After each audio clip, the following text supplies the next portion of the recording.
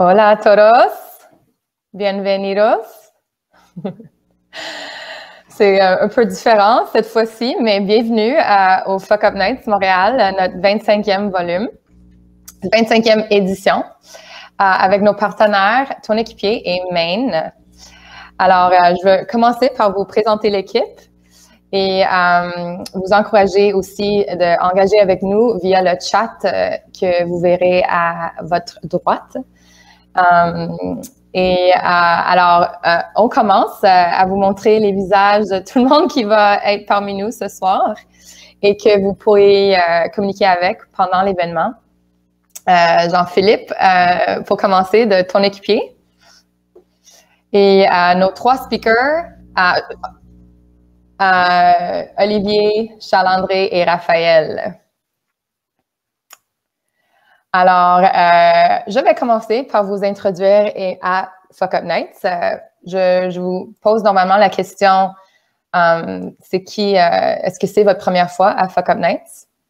Donc, vous pouvez peut-être me répondre dans le chat, mais je vais vous enlever de la scène et je vais inviter à mon équipe Fuck Up Nights Montréal it says raise your hand on the right. So, il y a l'option raise your hand. Et si tu peux, équipe Fun Montréal, raise your hand. Et il semble que, all right, we have Vanessa, we have Isabelle, we have Josh in the house. Bienvenidos, equipo. Whoa, so fun. Hi, guys. Hey, there you are. How are you? Can everyone see Boyana? Is it just me who sees her as a co-host or Tony TP here? I do see Boyana's picture. Okay. Yeah, I see her now too. I can't get off stage. I can't remove it either. I don't know why. Oh. Permanent. Okay, I'll leave the event and I'll come back. Okay, later. Alors, pour commencer, ça s'appelle Fuck Up Nights, puis il y a toujours des fuck-ups. C'est très puissant, un nom. Isabelle's joining. Any other fun volunteers in the house? Fuck Up Nights Montréal.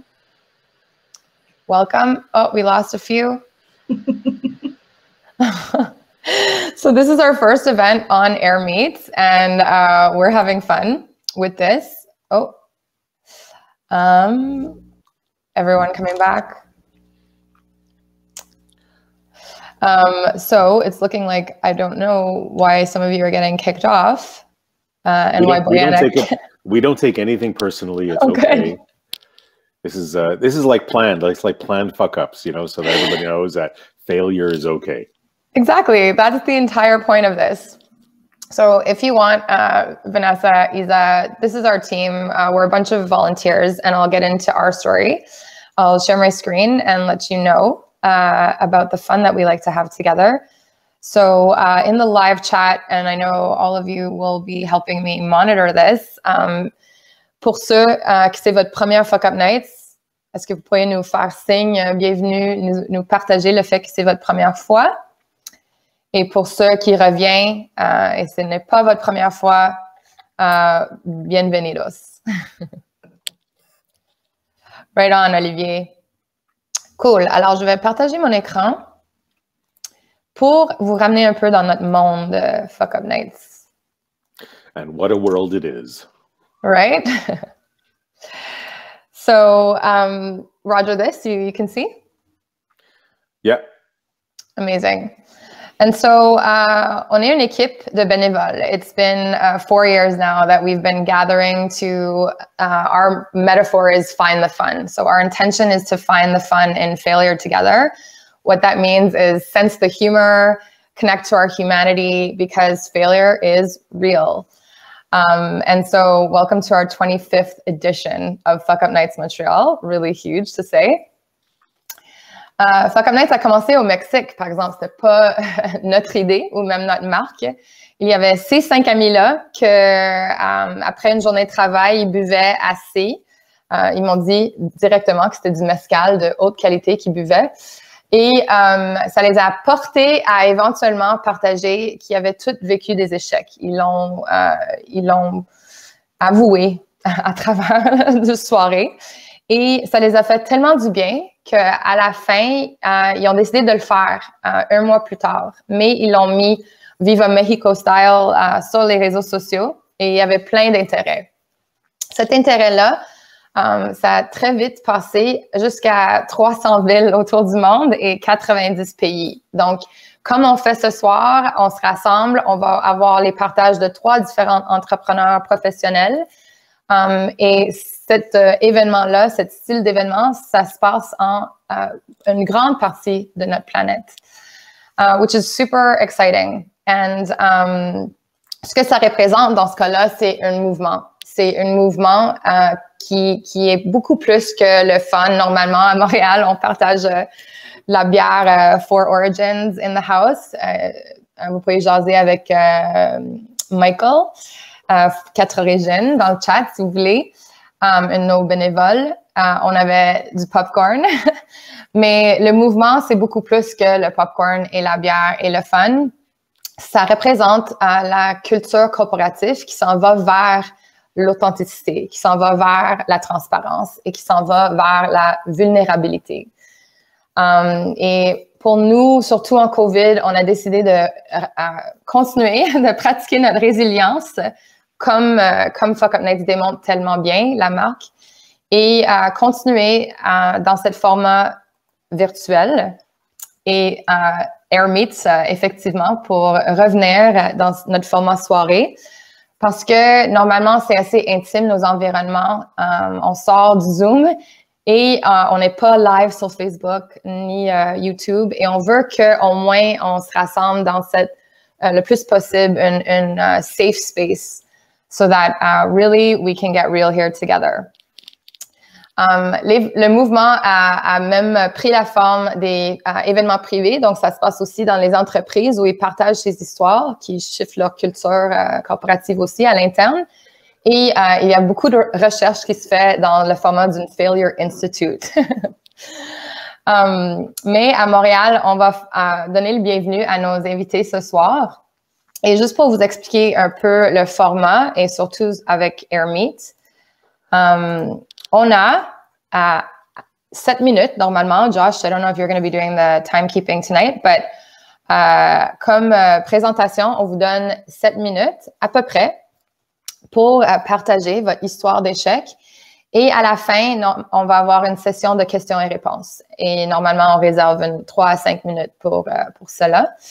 What's fun about our events is that we give you permission to speak in English and French, et même en espagnol. Si hablan espagnol, están los bienvenidos. Et vous avez la permission aussi de dire le mot fuck. Come as you are, be who you are. It's safe. And we're here to experience and practice also vulnerability. What does it feel like to get vulnerable? What does it feel like to receive it? What does it feel like to be in its presence? So big respect and empathy to our speakers. C'est pas facile. Merci pour vos contributions à cette culture et mouvement ici à Montréal. Amazing, Josh. Et and yeah, please, on the right side, on a 3 fonctions super simples avec Air Meet. You can raise your hand if you want to ask a question. I'll be then able to bring you onto the stage if you want to ask your question in person. Or we have the chat where you can actually go direct, and please feel free to entertain yourselves throughout the evening. And finally, at the bottom, you'll see that questions section where you can formally ask a question. So we're going to be monitoring that questions section in that Q&A period. But if you want to bring it to the stage, raise your hand. And you'll see at the very end of this, we'll send you back to the lounge. Donc, un aspect d'Air Meet super intéressant, c'est qu'ils ont un lounge. Et il y a les tables dans ce lounge-là. Et like, if anyone can find a way to get drinks on those tables, it will be us. Give us a few minutes. Josh's lounge. But in the meantime, enjoy those tables to network. And you're going to see that there's a table for each of the partners involved in this night, as well as each of the speakers. So you can find us all in the lounge after this event. Alors, sans plus tarder, je vais inviter JP qui va représenter ton équipier. On va dire bye-bye à Josh. Thank you, Josh, for joining me here. Merci. And JP, let me find you and welcome you to the stage.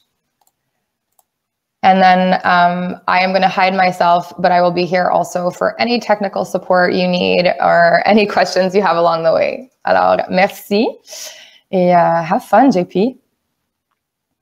Yes, merci beaucoup. Merci. Salut tout le monde. Je suis bien content de faire ça ce soir. Très heureux de partir la première série Startup de Fuck Up Night. On est un petit groupe, ça va être intime, c'est cool. N'hésitez pas à poser des questions à la fin. J'ai vu les histoires des entrepreneurs qui s'en viennent, des super histoires, des choses à apprendre à travers de ça. Nous-mêmes, à travers ton équipier, le lancement de l'entreprise, ça a été basé sur un échec qu'on a eu dans une start-up. Donc, quand Fuck Up Night nous a approchés là, pour être partenaire promoteur de l'événement, ben, c'était naturel pour nous parce que l'échec, ça fait partie de notre culture, ça fait partie de l'apprentissage qu'on fait, on y croit beaucoup. Puis on essaie de le valoriser beaucoup dans l'entreprise parce que ça fait partie de la game. Puis c'est pas vrai qu'un entrepreneur, c'est pas vrai qu'une business va aller juste dans un long fleuve tranquille. Il y a des échecs à tout bout de champ dans une entreprise, puis il faut juste savoir les manager, il faut savoir apprendre, il faut ne pas les répéter, puis il faut grandir avec les échecs. Donc pour nous, c'était vraiment naturel là, d'être partenaire de cet événement-là. Autrement que ça, je suis le cofondateur de ton équipier, j'ai un background en ingénierie, j'ai été directeur des ventes pour une compagnie d'automatisation, vice-président de vente marketing pour une start-up. Puis depuis 2017, j'ai le bonheur de piloter ton équipier. On est une entreprise là, qui aide à commercialiser des produits pour des start-up et des PME technologiques. Donc, on est là vraiment là, pour aider à faire la mise en marché d'un produit. Donc, vraiment, autant pour aller s'assurer de comprendre votre clientèle cible que de démarrer, répéter les ventes, trouver un modèle d'affaires qui est viable, grandir avec vous dans l'entreprise. C'est ça notre mission. Puis, à travers ça, on partage avec les entrepreneurs qu'on côtoie autant les succès que les échecs. Et on est très lean dans notre approche, donc on sait que ça fait partie de la game. L'idée, c'est de minimiser le risque à chacune des étapes parce que la recette magique de commercialisation, ça existe tout simplement pas. Donc, avant de commencer, avant d'inviter les participants sur stage, Nathalie, si c'est pas trop complexe, j'aimerais ça peut-être qu'on invite Olivier, Raphaël, Charles-André une fois, en même temps tout le monde sur le stage pour que je puisse vous les présenter. Puis suite à ça, là, on va commencer directement là, dans la première présentation. Donc, oui, et en même temps, oui, je pourrais, mais on a aussi Claude Arsenault du Maine ici avec nous. Ah oui, absolument. Oui, go. Claude, je viens de vous écrire dans le chat. Oui, mais on aimerait vous inviter sur le stage. Alors, Claude, je vais vous envoyer une invitation. Et si ça vous convient, amazing. Oui, vas-y. On va prendre un moment aussi pour introduire la Maine comme un autre partenaire dans cet événement qu'on est très contente d'avoir ici avec nous ce soir. Claude, bienvenidos. Salut, est-ce que vous me voyez? Moi, je vois juste mon nom, mais j'avais activé la caméra, je pensais, ici. Voilà. Bonjour. Salut. Donc, bienvenue à tout le monde. Merci, JP, de nous avoir impliqués dans ce bel événement. Pour ceux qui ne nous connaissent pas, chez Main, on est le mouvement des accélérateurs d'innovation du Québec. On travaille avec tous les acteurs qui soutiennent les startups pour décupler notre impact sur leur réussite dans les 10 prochaines années. Ça passe aussi souvent par démocratiser l'échec. Évidemment, on en voit tous les jours des échecs, mais je pense que ce qui est important, c'est d'apprendre de ça, de ne pas faire les mêmes erreurs 2 fois et de se relever. Un peu comme JP, moi aussi, j'ai cofondé avant de travailler chez Main une startup qui n'a malheureusement n'est pas devenue une licorne, on va le dire comme ça. Et puis, ça fait, je pense, de nous des gens qui comprennent la réalité des entrepreneurs et puis qui pouvons les aider de manière plus humaine aussi à certains niveaux. Chez Main, on a, je dirais, très rapidement, trois grosses façons d'aider les entrepreneurs. La première, c'est de mettre plein de gens en réseau, susciter des collaborations, s'assurer qu'on apprend tous des bons coups et des échecs les uns des autres pour que tous ensemble, on puisse améliorer notre niveau de compétences. Deuxièmement, on collecte plein de données sur l'écosystème, sur les startups, sur ce qui fonctionne, sur ce dont les startups ont besoin aussi, sur ce qui se fait bien ailleurs dans le monde pour qu'on puisse, encore une fois, apprendre de tout ça. Et troisièmement, quand on trouve qu'il y a des lacunes ou qu'il y a des besoins qui sont non répondus, on crée des initiatives de manière collaborative pour y répondre. Notamment, on a un service d'accompagnement qui s'appelle Momentum qui aide les startups en phase de commercialisation avec du coaching personnalisé. Beaucoup des entrepreneurs qui sont passés par là. Ouais, ton équipier est un de nos partenaires là-dedans. Et donc, l'idée, c'est justement là, que des entrepreneurs qui sont déjà passés par là, des gens qui connaissent ça, la réalité des startups, puissent donner des conseils, qu'on puisse, dans le fond, les entrepreneurs d'aujourd'hui puissent apprendre des entrepreneurs d'hier, de leur succès, mais aussi de leurs erreurs, pour pas qu'on répète tous année après année les mêmes erreurs. Et je pense qu'une des choses qui a été très forte pour nous dans la dernière année, c'était le besoin d'avoir plus d'opportunités de connexion entre les entrepreneurs. C'est bien beau d'avoir accès à des webinaires, puis à des formations, puis tout ça, mais ce qu'on a perdu aussi avec la pandémie, c'est vraiment l'aspect plus informel de pouvoir parler à d'autres entrepreneurs, de pas se sentir isolé parce qu'on comprend, on est avec des gens qui comprennent notre réalité, puis qu'on puisse faire un réseau de pairs. Je parle un peu pour Louis-Félix. J'ai pas été impliquée jusqu'à présent, mais je sais que c'est une des raisons pour lesquelles il a sauté à pieds joints dans l'organisation de ces rencontres-là. Fait que merci à ton équipier d'avoir fait le gros du travail. Puis j'ai bien hâte d'entendre les histoires de tout le monde. Merci, Claude.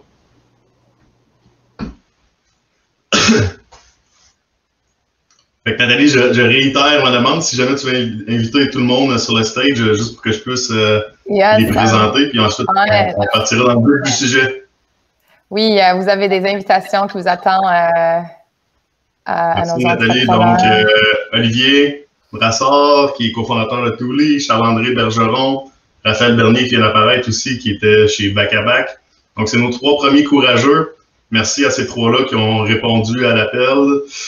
Propager la nouvelle, on a 3 autres événements cette année qu'on aimerait mettre de l'avant, donc on veut avoir le plus de monde possible, le plus de diversité possible aussi, s'il vous plaît. Il faut qu'il y ait des gens qui répondent à notre appel le plus possible. Donc, propager la nouvelle dans votre réseau, s'il vous plaît, ça serait apprécié. Puis sans plus tarder, on va commencer avec Olivier qui va lancer le bal. On a fait un tirage à courte paille, c'est lui qui a perdu, donc il est obligé de commencer. Fait qu'on va y aller avec lui. Donc, en deuxième, ça va être Raphaël qui va venir raconter son histoire. Et pour clôturer le bal, Charles-André. Puis à la fin, je vais regarder vos questions-réponses dans le chat ou dans la question-réponse. Je vais pouvoir leur poser à eux directement pendant la période de questions. Donc, s'il vous plaît, posez-en. Sinon, il va falloir que je juge de mon imagination pour les entertainer pendant 7 minutes. Donc, merci beaucoup Nathalie pour la traduction. Merci les gars d'être là. Super apprécié. Puis on commence ça tout de suite avec Olivier. Alright, on va partager ça, cet écran-là. Je vais me mettre un timer après parce que 7 minutes, ça passe vite. Alright. Partage d'écran.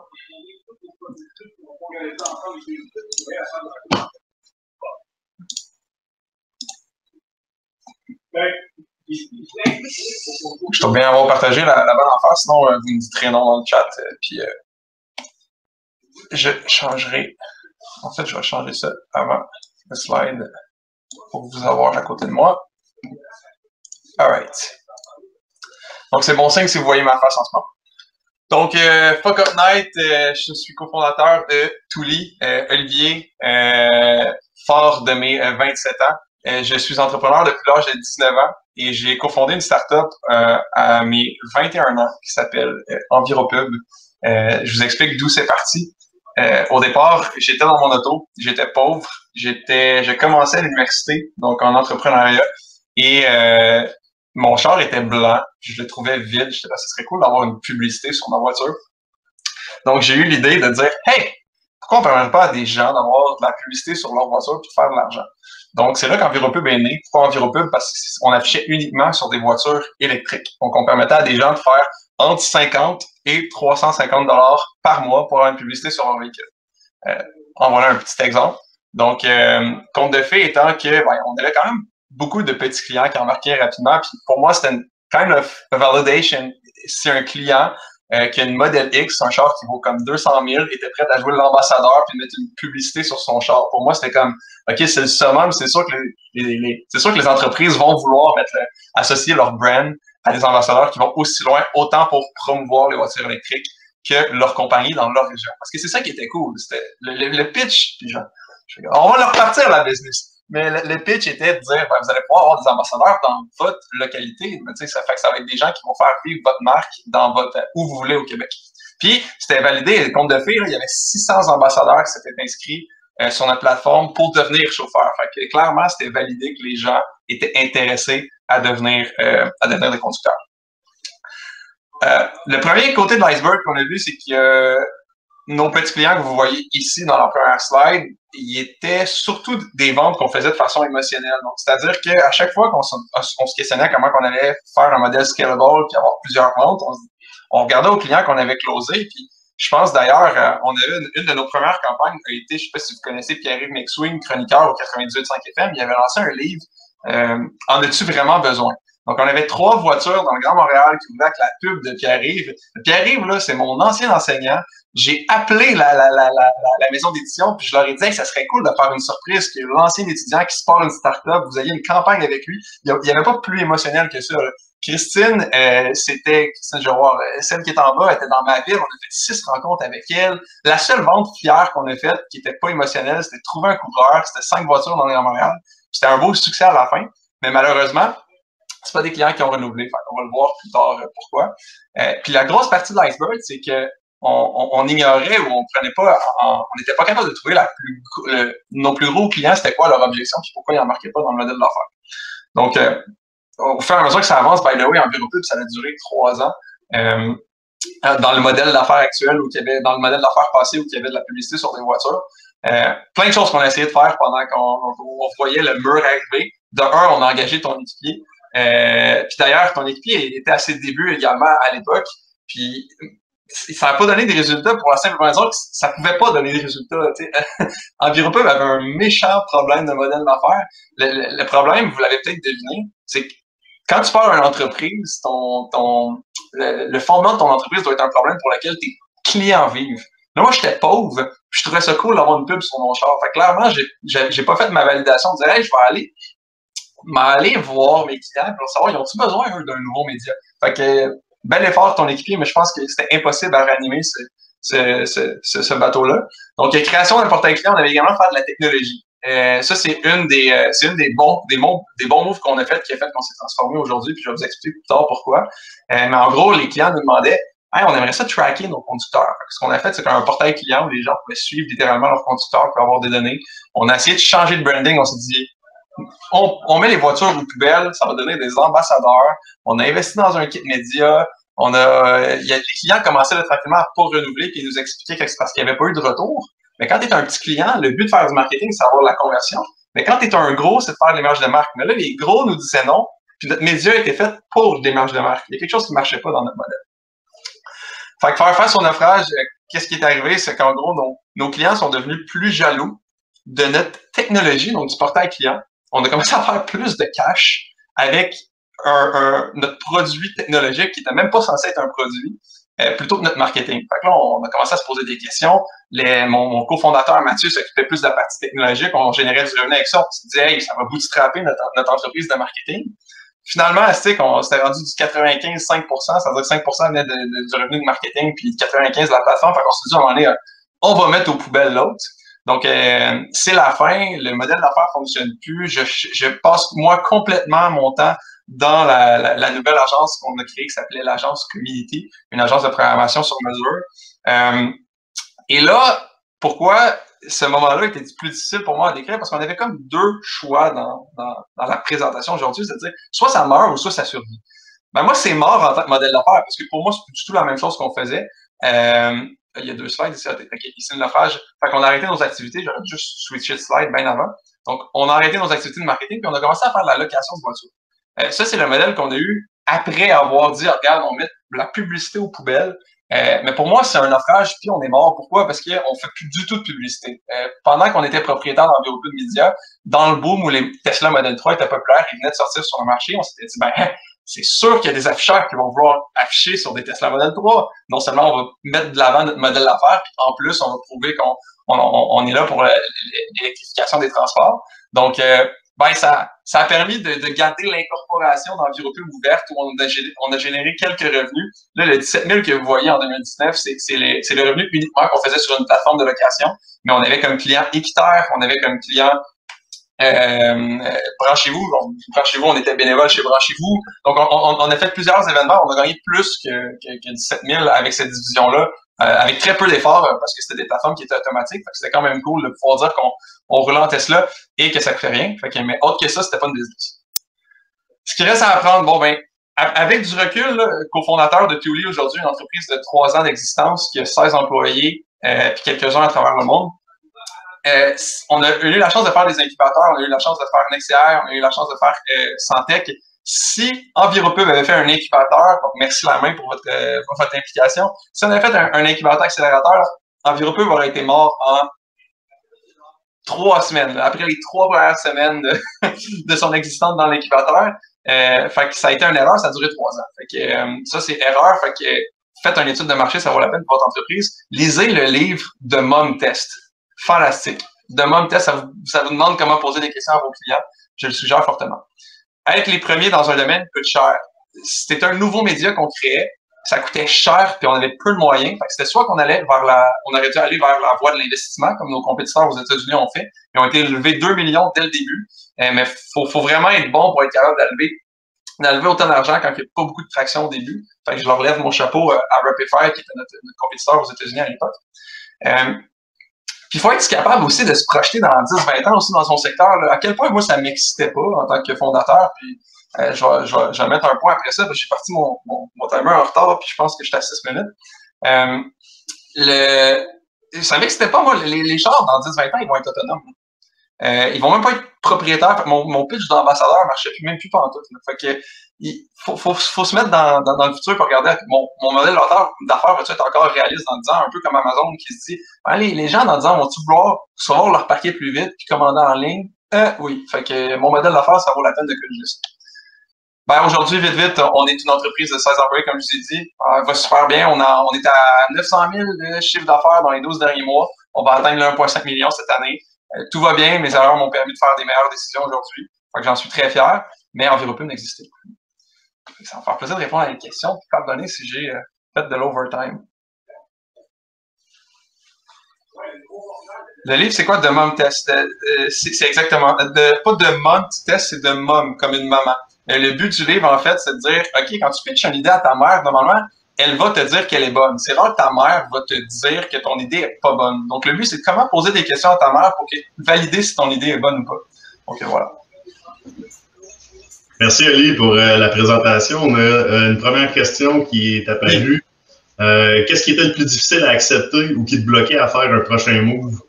J'imagine dans l'acceptation que ça ne fonctionnerait pas. Répète ta question. Qu'est-ce qui m'a empêché de faire un prochain move pour continuer Enviropub? Ouais. En fait, qu'est-ce qui a été difficile à accepter, si j'ai bien compris la question, à la fin, de dire, ben ça marche pas.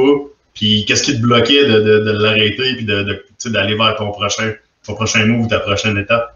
Ben, c'est 3 ans que t'as la business. T'as 600 ambassadeurs qui questionnent à savoir quand ils vont avoir une campagne. T'as fait plein de promesses. Surtout les gros clients que tu cours après. Et ils te disent tout le temps oui. Oui, surtout, pour pas en nommer, Emma Québec. Emma Québec, toutes les sociétés d'État vont tout le temps dire oui. Mais ils vont jamais aller de l'avant. Ils font juste te dire oui parce qu'ils veulent pas dire non, ils veulent pas faire de déception. Fait on s'attachait. Ce qui nous a ralenti, c'est qu'aussi on s'attachait à des fausses promesses, peut-être au niveau des ventes. À ce côté-là, on l'aurait tué plus vite. Puis la grosse chose qui nous a empêché de faire le saut plus vite,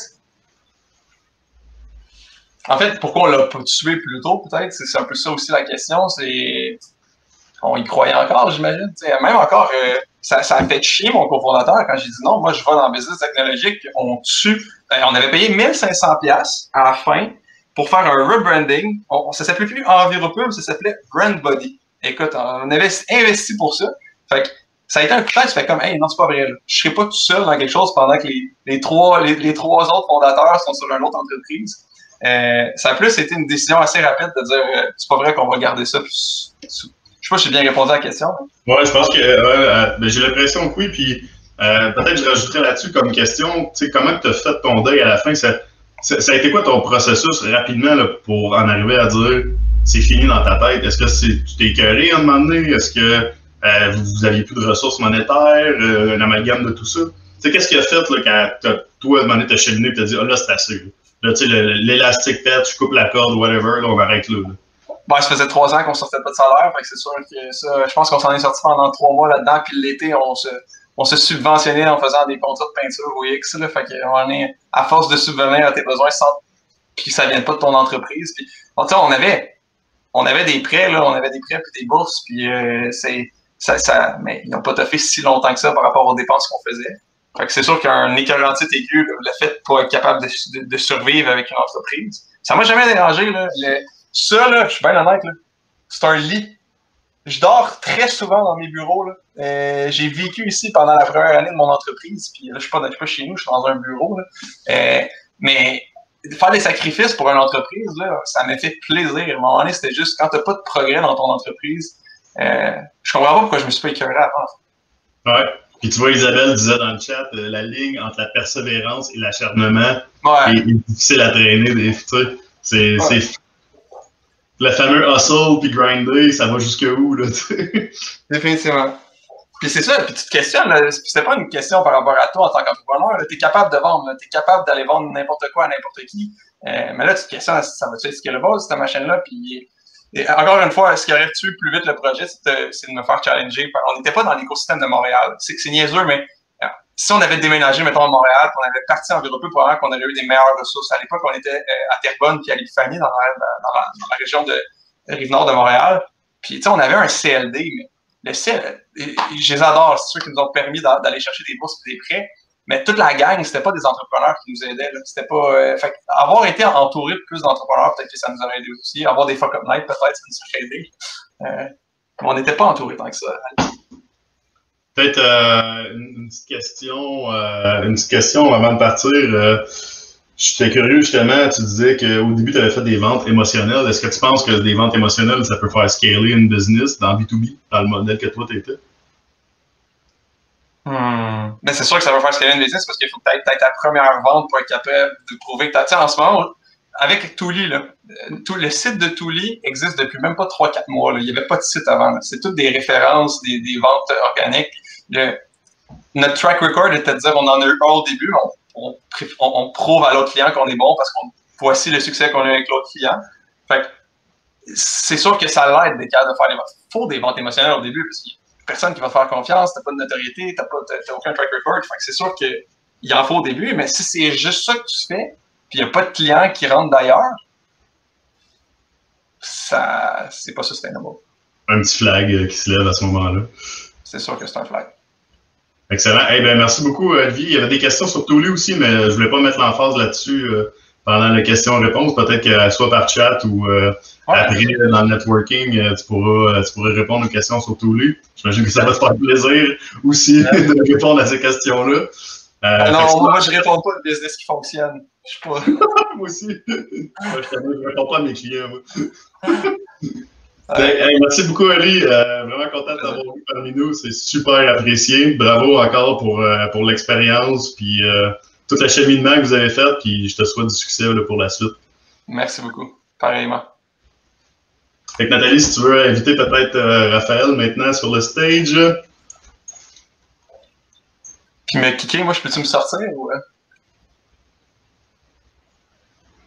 on dirait oui. Salut, salut. Salut, Raph. Donc, on enchaîne avec Raphaël pour l'histoire de Back-à-Back. Et Raphaël aussi qui utilisait Safari comme browser Internet. Donc, important de préciser. Non, je te laisse la parole, Raphaël. Là. Ouais, ça va bien long. Cool. Est-ce que tout le monde voit full screen? J'imagine que oui. Super, cool. Salut tout le monde, je pars mon timer aussi. Respectez le temps. Super content d'être ici ce soir. Encore une fois, je voyais dans le chat quelqu'un qui disait qu'il connaissait ton équipe back in the days. En fait, je pense qu'on a été un un des cobayes à Jean-Philippe et Sébastien dans le temps sur le coin d'une table. Il y avait rien, on n'avait rien du tout. Puis on essayait juste de faire marcher nos business, tout le monde ensemble. Fait que c'est tout le temps le fun de pouvoir se rasseoir tout le monde ensemble comme ça, 2, 3, 4 ans plus tard, de voir comment on a progressé. Il y en a comme ton équipier qui vont bien, il y en a comme back-à-back que ça va moins bien. Mais bon, on va se parler de ça. En fait, back-à-back, c'est quoi? Tout simplement, on est parti avec cette idée-là, moi puis mon associé Alex, de dire que les bacs de compost, ça pue, c'est dégueu. Il va en avoir partout au Québec dans les prochaines années. Qu'est-ce qu'on peut faire pour aider les gens, pour les sensibiliser à la cause, qui veulent utiliser leur bac brun malgré tout, parce que ça avait des gros impacts au niveau économique et environnemental. Les gens ne savaient pas, mais il y avait plein d'ouvertures d'usines à compost qui étaient en train de se faire. Il y a du carburant qui se faisait avec ça aussi. Fait qu'il y avait tous ces beaux projets-là. Puis de l'autre côté, les gens ne voulaient pas le faire tout simplement parce que ça puait et c'était dégueulasse. Fait qu'on, suite à un startup week-end, on est venu avec l'idée de créer une unité mobile pour laver les bacs de poubelles, de compost. Un genre de collecteur de déchets qui va de maison en maison, qui ramassait ton bac, comme un robot, qui le lavait, qui le redéposait, un petit parfum, that's it, on passait au prochain. Fait que c'était vraiment le même modèle qu'un collecteur de déchets, mais au lieu de ramasser les déchets, on lavait les bacs. C'était une idée un peu funky, mais on s'était toujours dit, ben, si on fait ce que les gens veulent pas faire, nécessairement, on va faire de l'argent avec ça. Ça revenait un petit peu à dire, je pense, concept d'entrepreneur que tout le monde comprend ici ce soir. Si tu réponds pas à un besoin, tu n'as pas de business. Fait qu'on s'était dit, on va partir avec ça. Puis on avait commencé vraiment lean, startup, des bottes de pluie, une machine à pression, on va cogner chez nos voisins, ramasse un peu d'argent cash, qui veut payer pour ça. Puis on est vraiment parti avec ça. Puis c'est là qu'on a fait comme, wow, notre première expérience entrepreneuriale. On avait 18-19 ans à l'époque. On s'était dit, écoute, ça a du potentiel, ça va marcher. Puis c'est là qu'on a essayé de scaler quelque chose qui, finalement, pendant 1 an de temps, on n'a jamais été capable de lever du financement pour créer notre unité mobile qui demandait quand même plusieurs dizaines de milliers de dollars, qui était juste un trailer, finalement, custom. On avait un ingénieur à l'interne qui nous aidait, qui travaillait sur ça, qui a fait en sorte qu'on s'est dit, ben, qu'est-ce qu'on peut faire pour continuer d'aider les gens, finalement, à composter?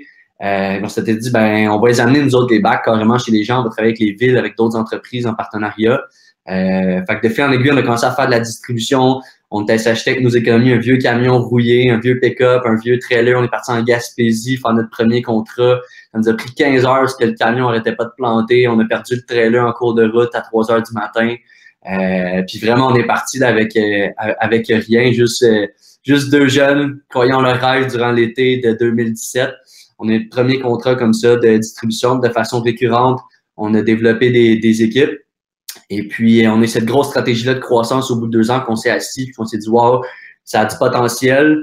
Puis on s'est mis à investir, à aller chercher des prêts aussi.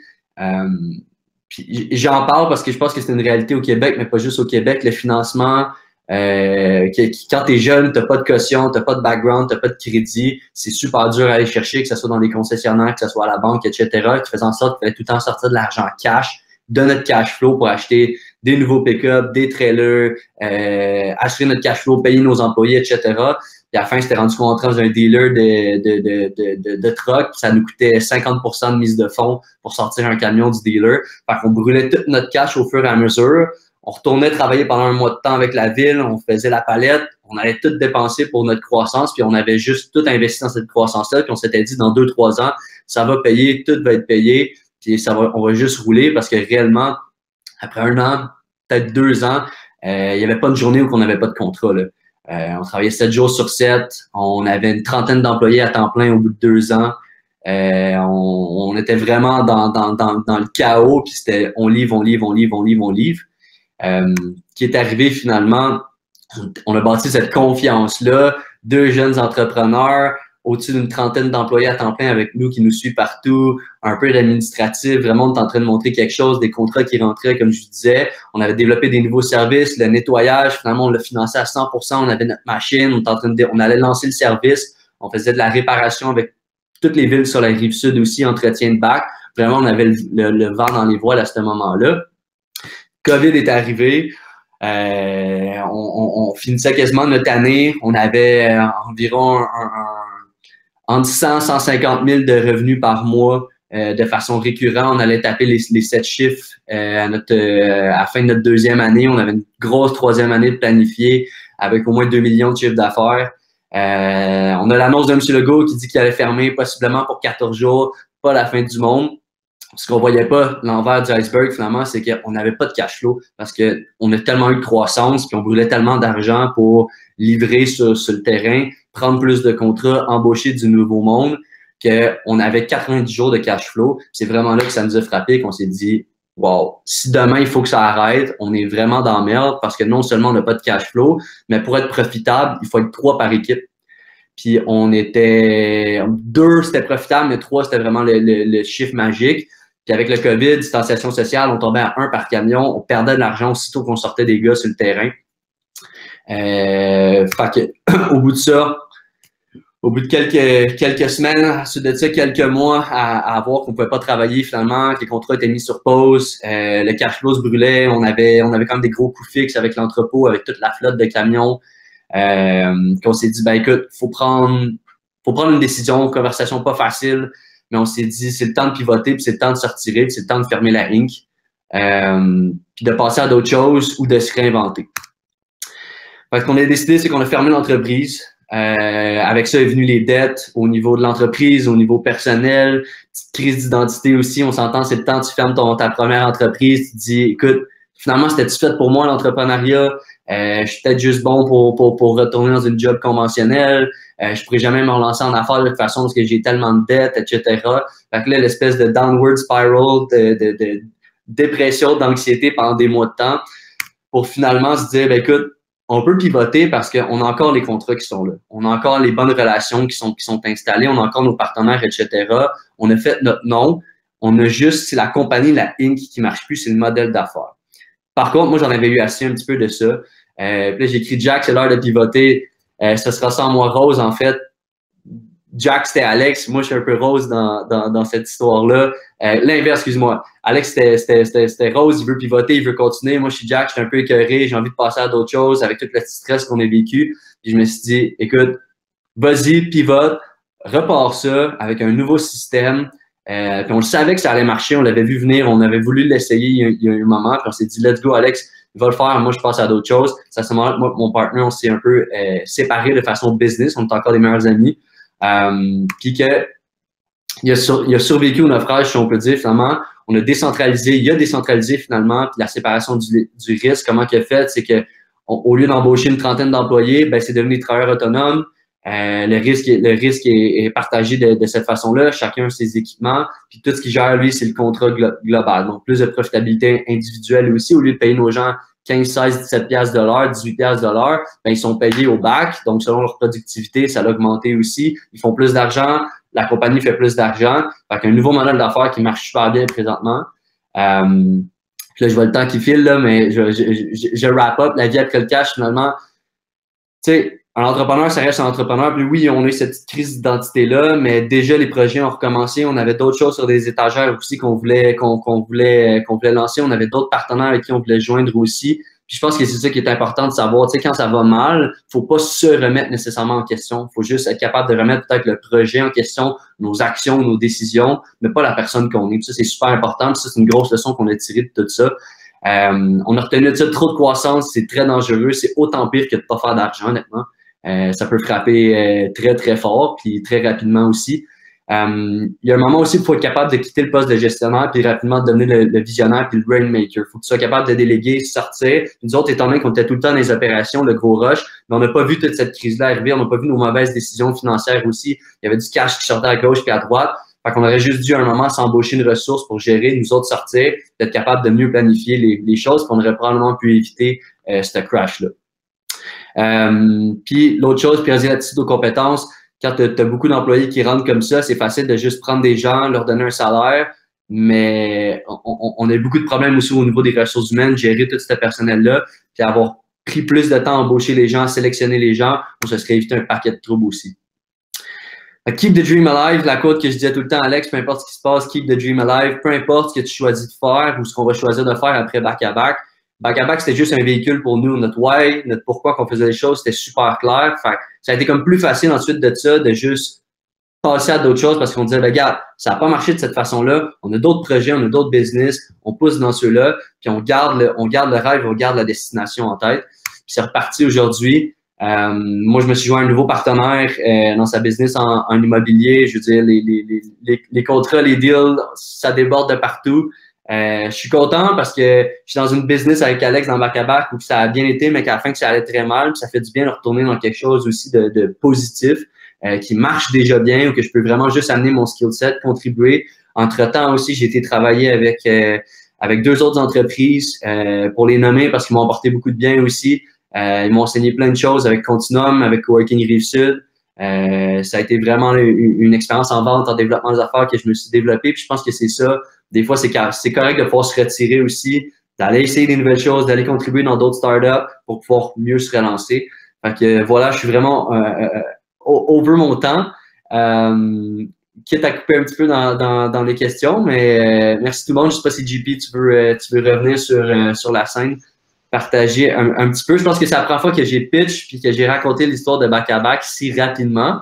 Puis ça me fait plaisir de m'asseoir avec d'autres, avec les participants plus tard pour rentrer un peu plus dans les détails. Parce que pour vrai, j'ai l'impression que chaque journée c'était une aventure là, puis qu'il arrivait tout le temps un nouveau fuck-up à tous les jours. Puis ça me ferait plaisir, tu sais, de prendre le temps d'en jaser un petit peu plus aussi. Fait que yes. Ouais, ben, bravo Raph, belle histoire, belle histoire. Une question qui est apparue dans la liste des questions. Est-ce que tu as déjà été en désaccord avec Alex? Puis comment tu as réussi à gérer ça? Ouais, ben écoute. C'est vers la fin, mais moi je l'amènerais dans cette twist-là. Tu sais, vers la fin de l'aventure, dans le fond, là. Parce que quand ça va bien avec ton partner, ça va bien. Quand ça va mal, c'est là que. C'est un mariage. C'est pour vrai, je suis pas marié de mon jeune âge de mes 23 ans, mais je me dis que ça doit ressembler à ça. Puis oui, il y a des hauts et des bas, puis on a eu un gros bas à un moment donné parce que j'ai voulu faire le move de me retirer des opérations je voyais un petit peu qu'on perdait le contrôle. Je me suis dit, gars, ça prend quelqu'un qui va back off, qui va être capable de voir ça. Puis c'était logique que ça soit moi parce qu'Alex, il avait toute l'expérience de logistique de terrain, il avait déjà travaillé dans cette industrie-là, etc. Il rodait bien les projets. Fait que c'était dit, moi, je reste sur le terrain, sors. Puis quand je suis sorti, ça donnait comme c'est venu vraiment ébranler la culture d'entreprise où que les gens savaient pas trop qu'est-ce que je faisais, puis pourquoi Raph n'est pas sur le terrain, pourquoi il me donne pas un coup de main, parce que tout le monde travaille de 70-80 heures semaine, puis ils pensaient que, bon, moi j'étais là, puis je chillais à côté, j'étais dans mon bureau, puis je me pognais le cul pendant que tout le monde se défonçait un peu sur le terrain. Fait que ma crédibilité a pris un gros coup à ce moment-là. Il a vraiment fallu que je revienne sur le terrain, que j'adresse le problème, que je parle avec nos gestionnaires, puis vraiment de dire, gars, c'est sur ça que je travaille, puis oui, ça porte pas fruit là aujourd'hui, mais c'est parce que demain, si on fait pas ça, on s'en va nulle part, tu sais. Puis la distribution, c'est une bonne chose. Puis on peut continuer de juste faire de la distribution, mais moi et Alex, on voulait plus que ça. On voulait le nettoyage, on voulait l'entretien. Il y avait d'autres choses qu'on voulait, puis ça prenait quelqu'un qui sortait de ça. Puis on a commis ça a donné un gros coup dans les ressources humaines, dans l'équipe, dans la culture entreprise, que là, on a senti que tout le monde, il y a eu une espèce de grosse tension qui s'est établie pendant un mois de temps, puis ça a été dur à rattraper un petit peu ensuite de ça.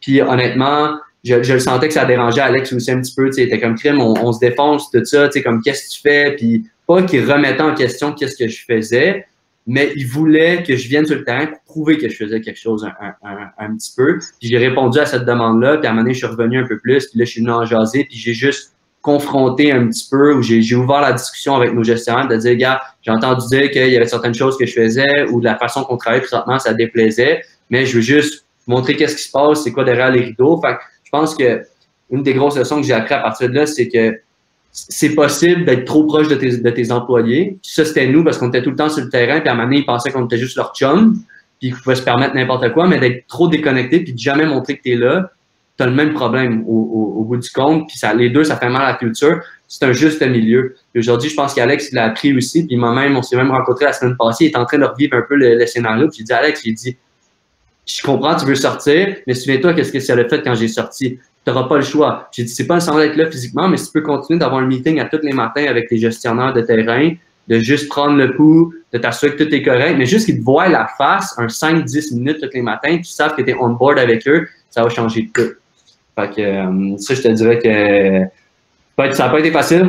C'est sûr que ça a été notre gros conflit comme partner. Mais aujourd'hui, je pense qu'on a tiré des grosses leçons. Puis tu vois, ça nous est revenu 1 an, 2 ans après. Chacun dans nos business, on s'en est reparlé, puis on a adressé ça d'une façon complètement différente. Ah, exact. Puis, on n'aura pas d'autres questions, malheureusement, parce qu'on a dépassé le temps déjà. Oui. Mais si je peux compléter là-dessus, tu sais, je vois souvent souvent passer là, sur des groupes Facebook d'entrepreneuriat ou des trucs, là, je me cherche un partner. C'est comme si tu cherchais une date sur Internet. Là. Puis honnêtement, un partner, là, c'est pas à prendre à la légère. Là. Tu parlais d'un mariage, là. Moi, j'ai une plus grosse convention d'actionnaire que j'ai un contrat de mariage. Puis, tu sais, je suis marié. Là. Fait que j'ai vécu les deux. Puis la convention d'actionnaire, c'est pas mal plus élevé qu'un contrat de mariage. Là. Fait que c'est pas à prendre à la légère du tout. C'est un gros move de s'associer avec quelqu'un en affaires. Puis on s'associe pas avec quelqu'un pour le succès, on s'associe avec quelqu'un pour comment on peut passer à travers les échecs. Puis sur la vision globale qu'on a au bout de la ligne, tant qu'à moi. Là. Absolument, absolument. C'est un très bon point, JP, là, dans le sens que on avait un troisième partenaire minoritaire. Puis tu vois, moi et Alex, à cause qu'on passait 100 heures par semaine ensemble à travailler, on était comme ça.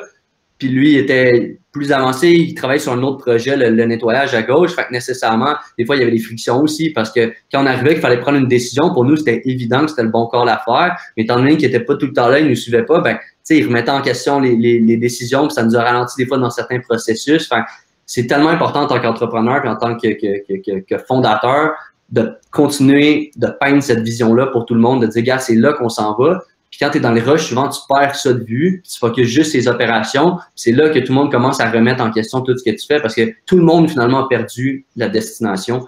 Fait que, non, tu fais pas... t'es pas censé faire un post sur Facebook parce que tu cherches un partenaire. Là. Tenez-vous loin de ça. Merci, Raph. Merci beaucoup pour ta présentation. Super apprécié. Il y avait d'autres questions qui sont apparues dans le chat, mais je vais te laisser y répondre dans les tables rondes après. Fait que merci beaucoup pour ça.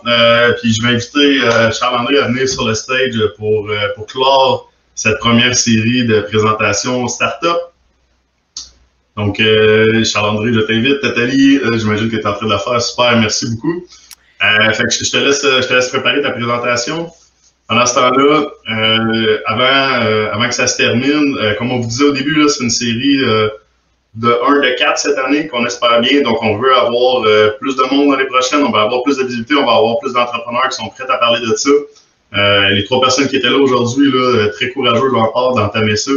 T'sais, dans les startups, là, on entend souvent beaucoup plus parler de licorne puis de bons coups que d'échecs. Puis la réalité, c'est que 99,999% des startups vont avoir un échec, selon moi.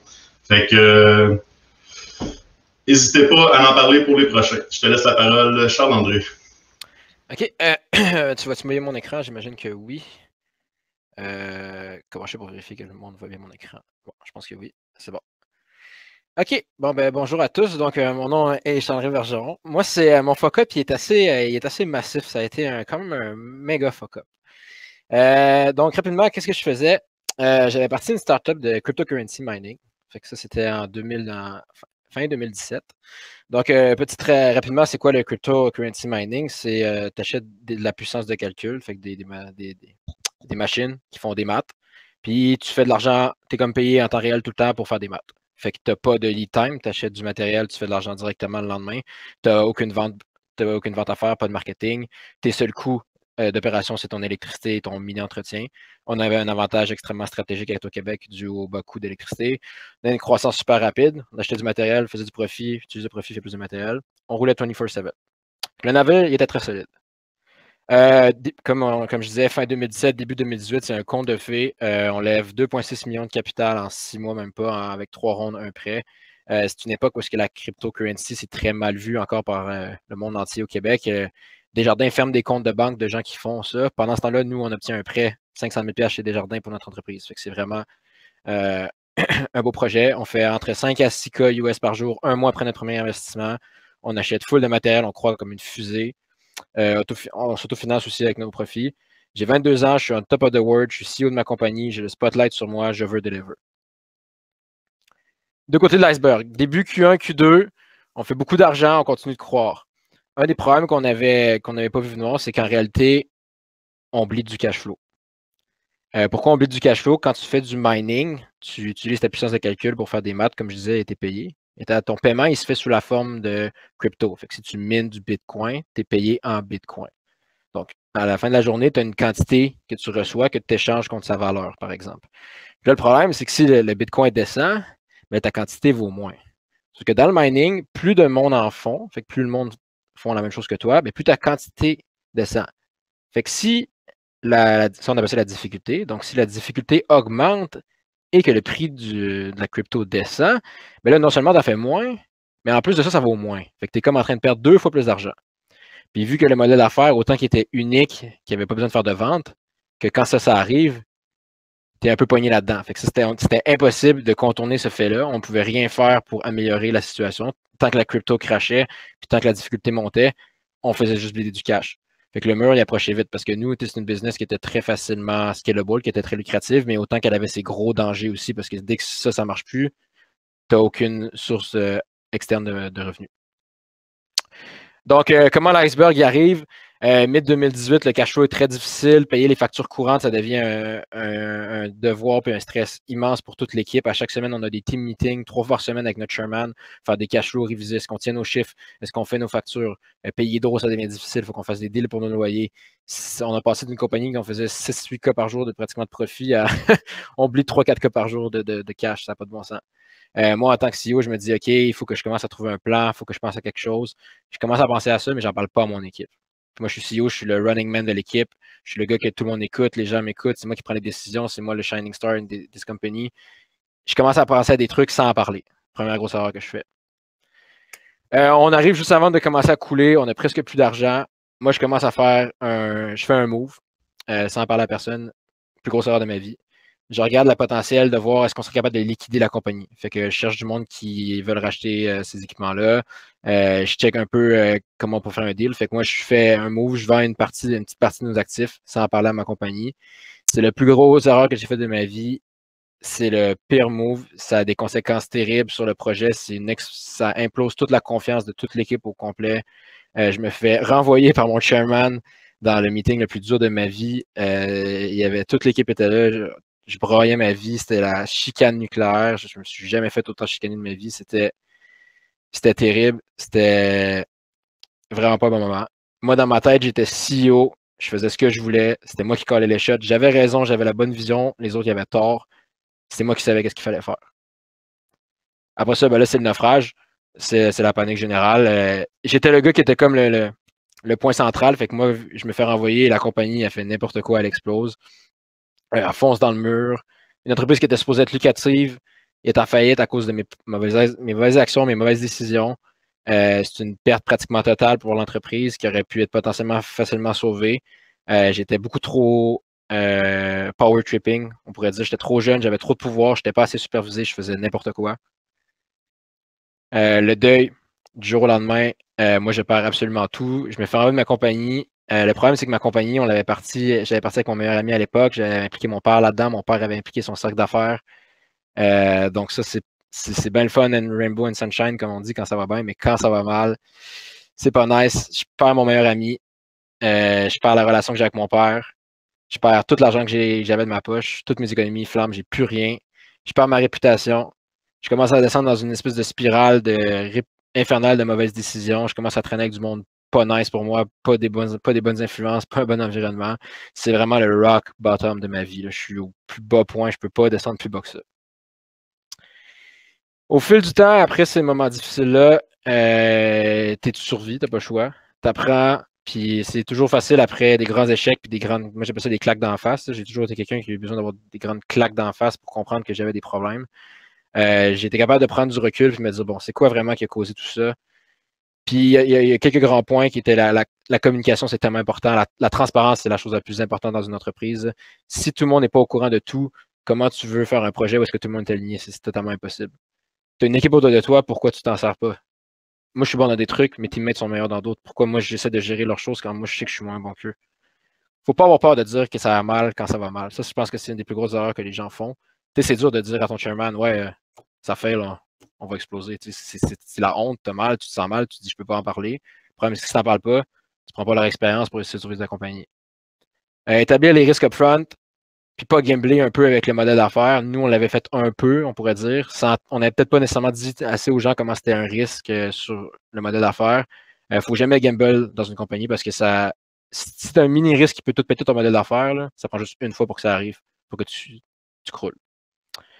J'ai appris beaucoup aussi que nécessairement en tant qu'entrepreneur, même si tu aimes faire des choses comme diriger, avoir du power, c'est pas nécessairement ta place. Parce que si tu es trop impulsif, si tu es quelqu'un qui n'a pas la tête nécessairement stratégique, tu ne devrais pas être un dirigeant.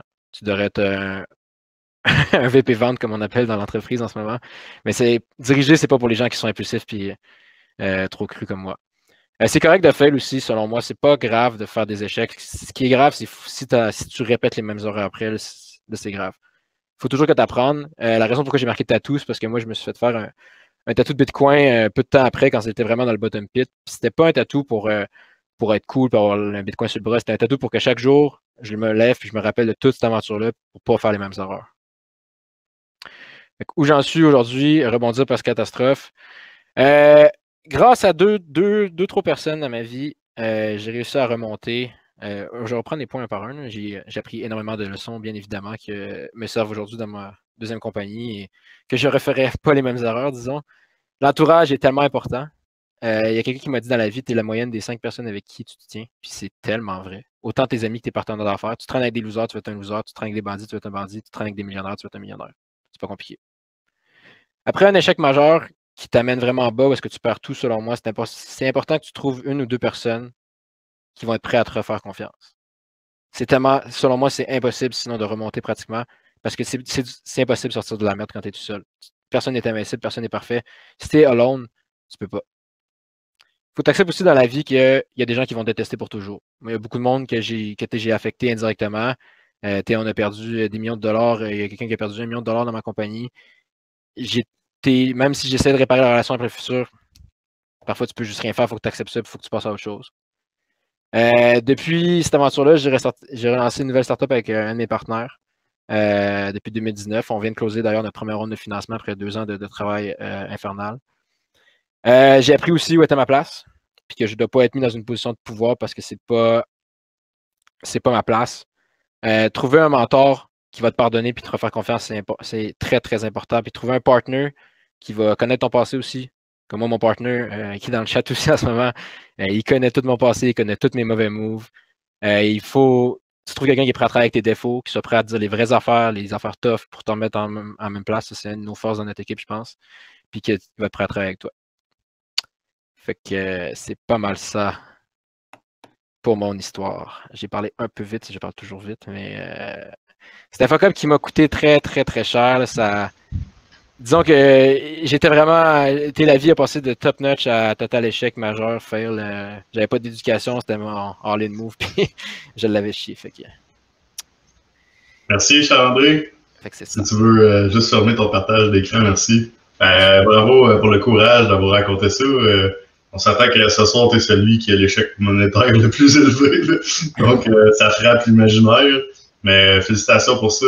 Puis, t'es le seul de la gang que je connaissais pas avant l'événement. Puis, t'es le premier qui a répondu à mon post sur LinkedIn en disant j'ai vécu de quoi, je pense que ça vaut la peine que je le partage. Là. Puis, félicitations pour ça. Bravo d'être venu vers nous. Vraiment, vraiment content de t'avoir vu. Il y a des questions dans le public. Première question de Louis qui disait est-ce que tu penses que si tu avais diversifié tes sources de crypto au début, ça aurait peut-être pu augmenter ou diminuer tes revenus ou diminuer tes pertes? Ben oui, puis non, parce qu'à l'époque, le crypto market crachait globalement. Fait que peu importe qu'est-ce que j'aurais diversifié, je me serais fait autant. Le problème était dans le modèle d'affaires, il n'était pas dans une fois rendu dans les opérations ou dans l'exécution. C'était vraiment, on a fait un gamble, puis ça va marcher. Deuxième question d'Isabelle. Comment est-ce que tu as fait pour. C'est une question qui est large puis creuse, mais comment tu as fait pour regagner la confiance des gens? Je te dirais. Hey boy. Moi, j'ai vu transparence dans ta présentation. Je pense que ça en fait partie. Je pense que la première étape que j'ai faite pour regagner la confiance des gens, c'est d'aller les voir et leur dire que j'avais fuck up, de reconnaître que tu as fait des torts. Il faut que tu montres que tu t'as appris aussi. Comme souvent, ça se fait par des pillages d'orgueil que j'appelle. Comme moi, dans ma nouvelle compagnie, j'ai aucun pouvoir décisionnel. Je suis pas dans les comptes de banque. C'est correct. C'est pas ma place. Pas de problème avec ça. Ça fait chier sur l'orgueil, par exemple, tu comprends? Si tu montres aux gens que tu es prêt à faire des sacrifices et que tu as appris de tes erreurs, je pense que c'est une des seules façons d'avoir la confiance. Travailler fort aussi. Fort. Puis, je sais pas si tu l'as vécu, mais moi, dans le premier échec qu'on a eu de la startup, tu sais, quand je me suis lancé en affaires, j'étais très cocky, là. J'en ai parlé souvent au monde. J'étais directeur des ventes de compagnie, j'avais rencontré plein d'entrepreneurs je trouvais donc qu'il y avait des entrepreneurs qui étaient épais, puis que je me disais, comment ils font pour avoir une business qui est viable? Moi, je suis intelligent, j'ai de l'éducation, c'est impossible que je réussisse pas. Puis je me suis planté. Puis ça m'a donné énormément d'humilité pour la suite, de mes projets. Puis, tu sais, je pense que cette humilité-là qu'on gagne, puis cette transparence-là qu'on gagne en face de devenir entrepreneur, ben, je pense que ça peut faire des choses comme ça. Sinon, il y avait Josh qui avait posé la question aussi sur le mentorat, parce que vu que tu étais tout seul au top de la pyramide, puis je comparais ton histoire un peu à un jeune joueur de hockey là, qui est une superstar du jour au lendemain, puis qui rentre dans les ligues majeures, puis qui se met à faire plein de cash, puis que là, tu sais, c'est comme trop tout en même temps. Puis Josh parlait du mentorat, peut-être pour aider à tempérer les jeunes entrepreneurs, tu sais, avoir un mentor qui a peut-être plus d'expérience, qui est capable de, tu sais, never too high, never too low, d'essayer de modérer ça. Puis là, j'ai l'impression que tu en as eu un ou tu en as trouvé un au fil des années. Comment tu as fait pour le trouver? Ben, mon mentor, personnellement, je l'ai rencontré quand j'avais 10 ans puis je jouais au golf. C'était un contact de mon père dans le monde des affaires. Puis ça a toujours été quelqu'un. Puis ça, je pense que c'est bon pour n'importe quel type de mentor dans la vie. C'est pas nécessairement besoin de quelqu'un qui va t'apporter des choses. C'est quelqu'un qui va juste te comprendre, je pense. Qui va être capable de travailler avec toi, de garder ton flow. Mettons, moi, mon mentor, ça a été très dur avec lui après justement mon grand échec parce qu'il avait vété pour moi à beaucoup d'endroits. Puis il avait commis un peu sa réputation comme en collatéral. Là, puis je l'avais vraiment chié ça. J'avais chié dans la pelle, comme on dit. Fait que ça a pris beaucoup de temps avant qu'il accepte de me reparler. Puis ça a été tough. Mais comment j'ai trouvé. Faut que tu trouves quelqu'un qui fit avec ton vibe, je pense vraiment. Souvent, il faut qu'il t'apporte de quoi, c'est ça un peu le but d'un mentor, là, des gens d'expérience. Je pense que les gens qui font beaucoup de comptabilité, tous les gens qui font les jobs externes que n'importe quelle entreprise a besoin, c'est des très bonnes sources de bons mentors, parce que c'est des gens qui en ont toutes vu, ils en ont vu 56 des compagnies. Fait que ils voient tous les entrepreneurs qui passent, toutes les expériences du monde, ils sont capables de les relier ensemble, puis ils ont tellement de vues d'ensemble. Rapidement, juste, Louis aussi, tu as des questions qui... Ben, on arrivait vers un proche de 14 minutes, j'avais moi une petite question que j'étais curieux de te poser. Tu as levé du cash rapidement, puis ça a levé, puis souvent on voit des startups qui voient la levée de cash comme la clé pour débloquer la suite. Moi, à l'inverse, des fois, je regarde des entreprises qui font du crime. Ça peut être dangereux aussi de lever du cash quand ton modèle d'affaires n'est pas viable, quand tu n'as pas trouvé ton product market fit avec un produit. Il y a un danger aussi à avoir une accessibilité rapide à énormément de capital. Comment toi, tu le perçois? Ben, nous, à l'époque, c'était pas. À l'époque, c'était on achète, on investit, on achète. On rentrait à la banque avec un chèque de 1 million, puis je disais à la fille, démodèle-moi ça, j'envoie un virement en Chine dans 30 minutes. Fait que c'était pas. Je pense que scaler trop vite, c'est massivement une erreur. Là, puis nous, on a scalé trop vite aussi massivement. Là. Justement, si on avait scalé moins vite, on aurait moins dépensé. Puis on aurait pu toffer le crypto market winter, puis on aurait pu survivre, mais on l'a pas fait. Scaler trop vite, c'est pas une bonne idée pantoute. Parce que si t'es bon dans ce que tu fais, t'es capable d'attendre un peu, tu sais. Puis c'est facile de s'emballer, de dire ah, ça marche une fois, ça va marcher partout. Là, tu sais. Ouais. Stakes. Bravo. Rapidement, on est rendu à la fin, à 15 minutes. Je te laisse peut-être répondre à une dernière question, puis après, tu iras sur les tables rondes. OK, rapidement. Mon nouveau nom de projet, Invicto, non, ça n'a pas rapport avec la crypto, mais on utilise de la technologie blockchain, par exemple. Puis, est-ce que je me suis réconcilié avec mon père? Oui, puis ça a été le truc le plus dur de toute la patente. Ça a été la relation avec mon père, qui est mon héros dans ma vie. Fait que, oui, on s'est réconcilié, mais encore à ce jour, il y a des bobos, puis il y a des bobos. Il ne faut pas trop parler de ce sujet-là, disons. J'ai montré mon PowerPoint hier soir, puis il m'a dit ça m'a fait pleurer. Fait que, il m'a été. Tu comprends? Fait que oui, je me suis réconcilié, puis je suis très très content de ça. Il y a beaucoup d'amour qui sort du public actuellement. Virtuellement, je ne sais pas si tu le ressens, mais. Il y a beaucoup de personnes que je reconnais dans la salle, qui connaissent mon histoire d'ailleurs. Bravo Charles-André, merci beaucoup d'avoir partagé ton histoire, super apprécié. Bravo pour ta transparence, puis on espère tous que ça pourrait aider des gens à ne pas vivre les erreurs que tu as vécues. Merci beaucoup. Donc, peut-être pour la fin, Nathalie, si tu veux remonter sur le stage, et j'ai vu aussi, je ne sais pas si Claude est encore là, ou j'ai vu Louis-Félix aussi, je pense, apparaître à un moment donné dans l'assistance, avec son joli chapeau virtuel. Ton micro il est mute aussi, by the way. Les micro-mute, hein, après 1 an, on n'arrive pas encore à avoir cette rapidité d'esprit-là. Oh. Salut LFB. Hey, bravo au speaker. Vraiment, c'est l'esprit Fuck Up Night qui est là. Puis bravo à l'équipe de ton équipier pour organiser ça avec l'équipe de fans. C'est vraiment un plaisir. Là. Je suis là comme cofondateur de Fun puis partenaire avec le mouvement. Je pense que c'est un premier test. On n'a pas été trop gourmand, trop ambitieux, mais on est vraiment contents. On va continuer de développer ça. Je pense que c'est bien d'avoir cette conversation-là avec des fondateurs de startups spécifiquement, parce que ça génère vraiment beaucoup de insights. Je pense qu'on va participer à développer le trend, là, d'être ouvert sur la notion d'échec. Je veux juste dire, je suis vraiment content d'être ici. J'ai été très touché par les confidences.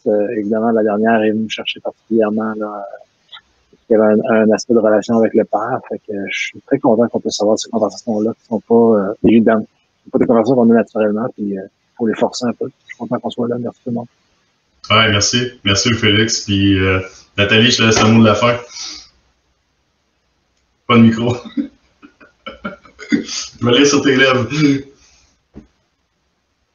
Fuck up. Ben, je vais le prendre alors. C'était le premier d'une série de 4 événements. Merci à Olivier, merci à Raphaël, merci à Charles-André. Tous, il vous reste du temps. On a des tables rondes après dans l'environnement des Hermes. Vous allez pouvoir embarquer sur une table ronde. Il y en a avec le logo des partenaires. Il y en a aussi avec le nom des conférenciers. Donc, évidemment, on vous invite à poursuivre la discussion dans le lounge virtuel. On devrait avoir un prochain événement qu'on n'a pas décidé encore, qui va se faire probablement dans les prochains mois aussi, avant l'été, disons. Puis par la suite, si tout va bien, puis on continue à aller de l'avant, il va y en avoir 2 autres à l'automne. Et j'espère vraiment beaucoup que d'ici la fin de l'année, il y en aura un en physique. Donc, merci beaucoup à tout le monde. Merci d'avoir été là. Super apprécié. Bravo à tout le monde qui ont présenté ce soir. Puis on se revoit pour un prochain événement de Fuck Up Night Startup avec la main. Merci beaucoup.